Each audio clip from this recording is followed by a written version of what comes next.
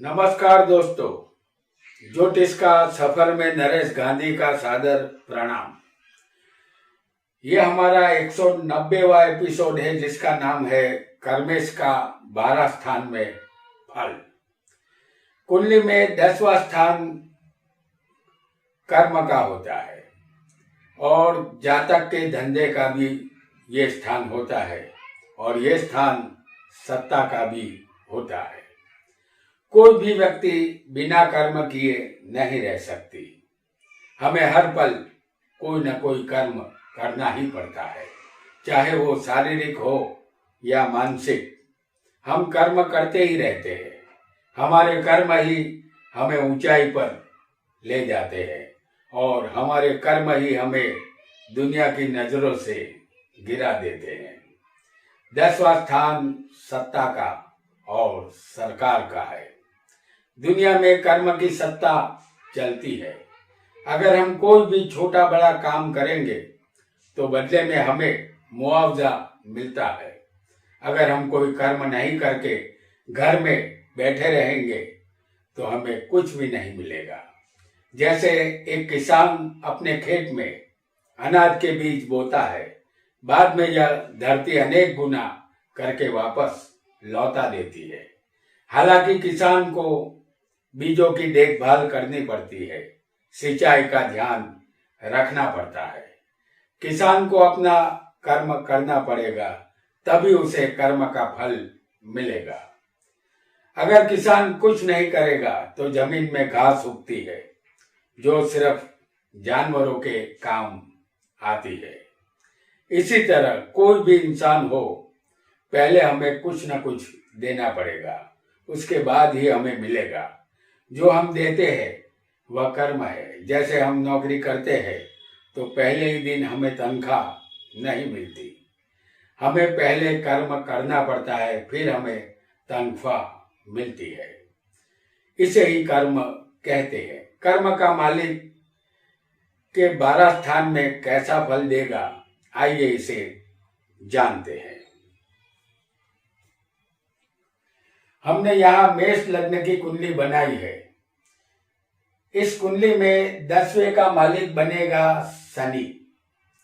आपकी कुंडली में 10वें का मालिक कोई भी ग्रह बन सकता है। आपके 10वें का मालिक जिस स्थान में होगा उसके मुताबिक आपको फल मिलेगा।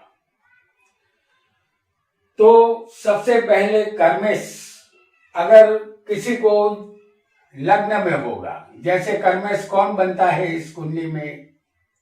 शनि। क्योंकि कर्म स्थान में यहाँ मकर राशि है और मकर के मालिक होते हैं शनि। कर्मेश अगर लग्न में चला जाएगा, आपकी कुंडली में कर्मेश कोई भी ग्रह हो सकता है, लेकिन अगर कर्मेश लग्न में होगा तो जातक बहुत ही सुलझे हुए स्वभाव का होता है। वह खुद अपना बॉस होता है। वह नौकरी नहीं करता। वह ज्ञानी और विद्वान होता है। वह शेर व शायरी का शौकीन धनवान होता है।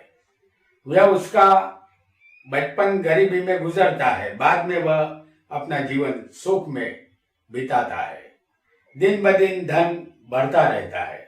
जातक अपने पिता की हर बात मानता है। पिता की मृत्यु के बाद उसकी माता समाज की और समाज के रिवाजों की परवाह नहीं करती। और अगर किसी को कर्मेश दूसरे स्थान में आ जाएगा तो ये धन स्थान में होगा, तो जातक धनवान और गुणवान राजमान्य होता है। जातक सत्य वचन बोलने वाला सत्य वक्ता होता है। उसे पुत्र का सुख भरपूर मिलता है। यह जातक बहुत महत्वाकांक्षी और आशावादी होता है। धन कमाने के लिए जातक कुछ भी करने के लिए तैयार होता है। वह लुच्चे स्वभाव वाला और दूसरे की सलाह अनुसार चलने वाला होता है। हिम्मत पूर्वक कोई भी निर्णय नहीं ले सकता। जातक की भाषा यहाँ कठोर होगी। और अगर किसी को कर्मेश तीसरे स्थान में आ जाएगा। तो ये पराक्रम का स्थान है। अगर कर्मेश पराक्रम स्थान में होगा तो जातक को भाई बहन का सुख मिलेगा। जातक साहसिक, हिम्मत वाला, गुणवान, सत्य बोलने वाला होता है। माता और अपने मामा के साथ संबंध यहाँ बिगड़ते हैं। जातक हल्के प्रकार का धंधा करने वाला होता है। जातक शरीर से कमजोर होता है। ज्यादा मेहनत वाला काम वह नहीं कर पाता। और अगर किसी को कर्मेश चौथे स्थान में होगा तो ये सुख का स्थान है। अगर इस स्थान में कर्मेश होगा तो जातक सुखी होगा। जमीन, मकान और वाहन का सुख यहाँ जातक को मिलता है। धनवान और गुणवान जातक होता है। पैसे से ज्यादा जातक चरित्र को महत्व देने वाला होता है। माता पिता से जातक भावनात्मक रूप से जुड़ा होता है। उसके सुख के लिए कुछ भी कर गुजरता है। राज, सम्मान और प्रसिद्धि जातक को मिलती है। अपने दोस्तों और रिश्तेदारों में मान सम्मान इस जातक को मिलता है। और अगर कर्मेश किसी को पंचम स्थान में, यानी कि ये संतान का स्थान है, तो संतान के स्थान में अगर कर्मेश होगा तो जातक धनवान, पुत्रवान और आनंदी स्वभाव वाला होगा। हर काम वह धीमी गति से करता है। वह बहुत ही शांत होता है। उसकी माता बहुत ही होशियार और काबिल होती है। जातक भले स्वभाव वाला और सच्चाई के रास्ते पर चलने वाला होता है। जातक हर काम चतुराई और सुंदर तरीके से करने वाला होता है। संगीत विद्या में यहाँ जातक को रुचि रहेगी। और अगर किसी को कर्मेश छठे स्थान में आ जाएगा तो ये स्थान शत्रु का है।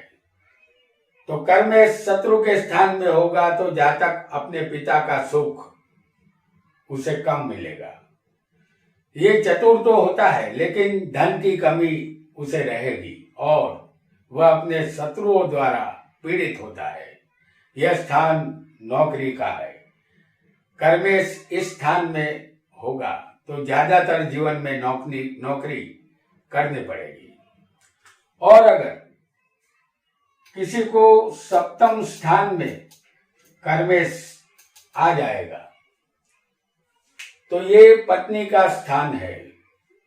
कर्मेश अगर पत्नी के स्थान में होगा तो जातक गुणवान, सत्य वचन बोलने वाला होता है। पत्नी का सुख अच्छा मिलता है। पत्नी प्रेम करने वाली और संतान उसके अच्छे निकलते हैं और भाग्यशाली भी होते हैं। पत्नी कभी भी अपने पति को गलत मार्ग पर नहीं जाने देती। जातक को अपने ससुराल से यहाँ वारसा भी मिलता है। और अगर किसी को कर्मेश आठवें स्थान में होगा तो जातक कर्महीन बनता है। आयुष्य यहाँ लंबा मिलता है लेकिन दूसरों की निंदा करने में जातक माहिर होता है। अपने शत्रु से परेशानी यहाँ रहेगी। जातक एक नंबर का झूठा, साहसिक और खराब कार्य को अंजाम देने वाला होता है। दूसरों को दुखी देखकर सुख का अनुभव करने वाला होता है। ऐसे जातक को परदेश में भी अपकीर्ति मिलती है। जातक को सख्त परिश्रम करना पड़ता है।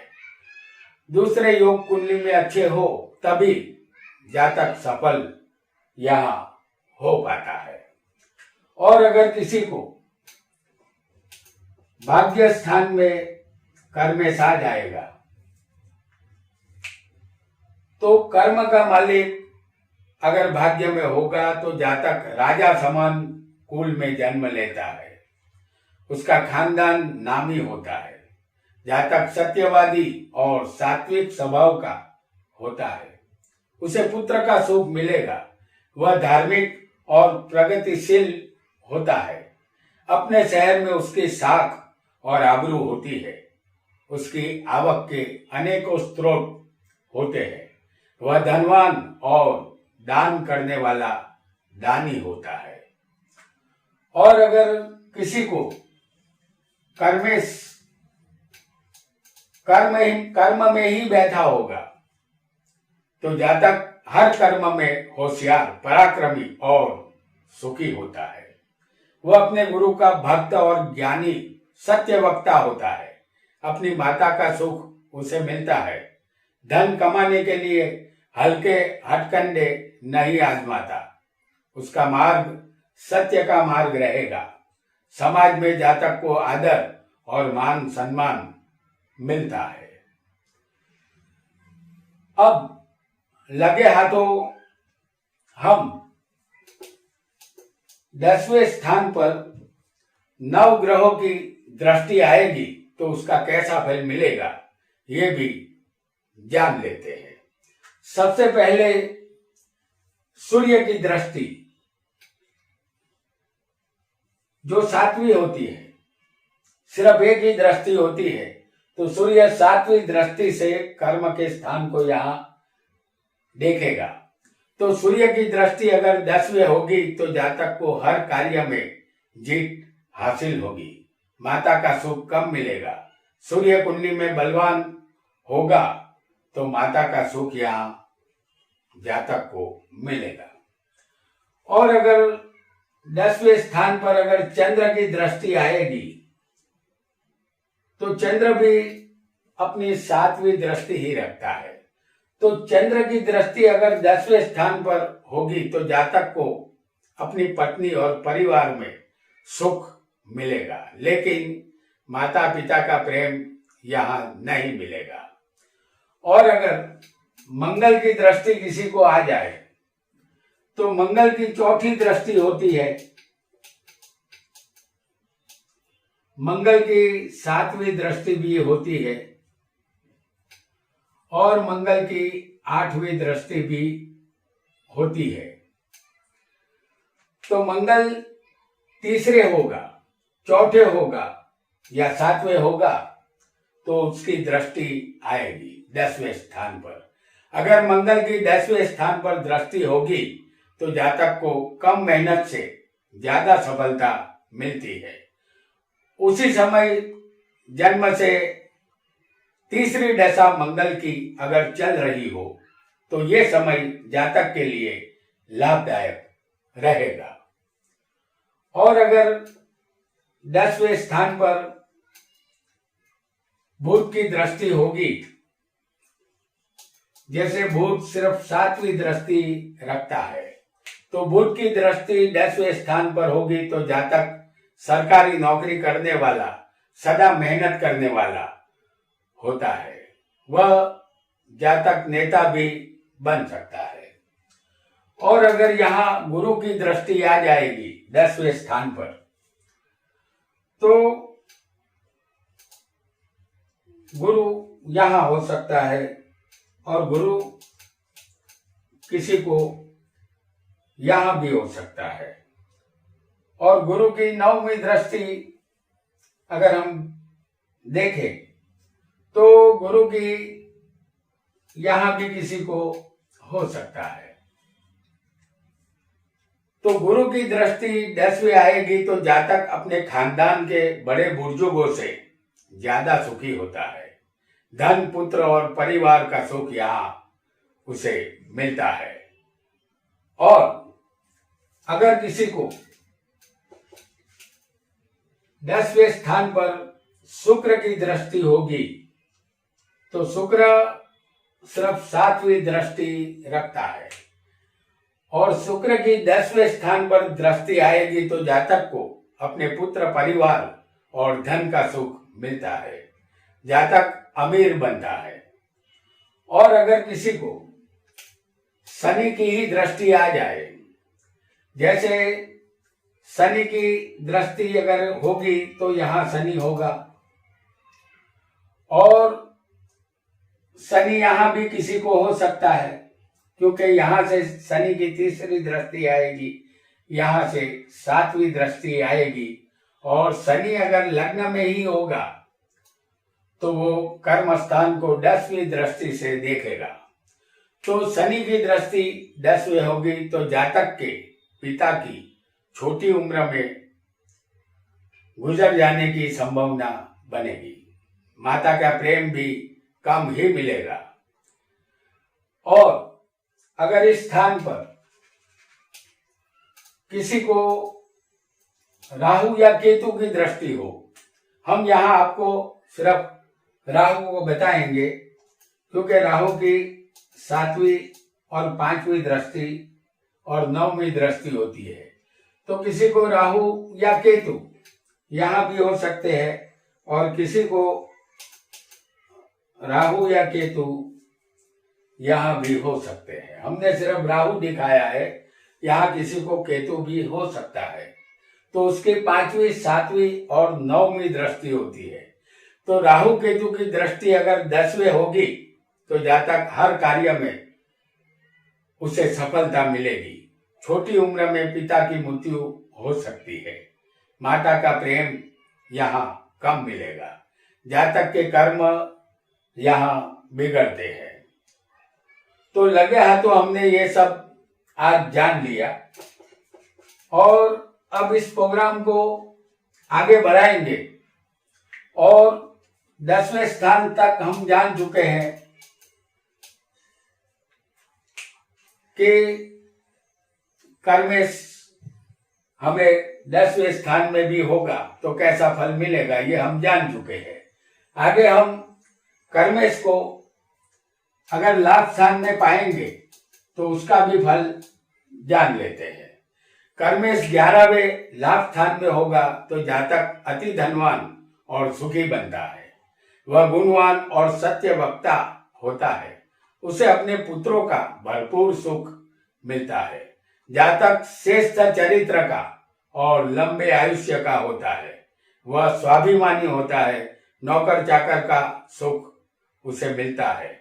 अपने शत्रु पर जातक विजय प्राप्त यहाँ करता है। और अगर किसी को कर्मेश 12वें स्थान में चला जाएगा तो ये व्यय स्थान में होगा, तो जातक राज्य के कारण खर्च करेगा। शत्रु का भय यहाँ रहेगा। जातक होशियार होगा फिर भी चिंतित रहेगा। 12वें कोई शुभ ग्रह अगर यहाँ मौजूद होगा तो जातक को परदेश से लाभ मिलेगा। और यहाँ अगर कोई अशुभ ग्रह कर्मेश के साथ बैठा होगा तो जातक अपने रिश्तेदारों से गद्दारी करता है। तो दोस्तों, आज हमने कर्मेश का 12 स्थानों में फल जाना। अच्छे कर्म हमारे आयुष्य में बढ़ोतरी करते हैं और बुरे कर्म हमारा आयुष्य क्षीण करते हैं। आज के लिए इतना ही। आपका बहुत बहुत धन्यवाद।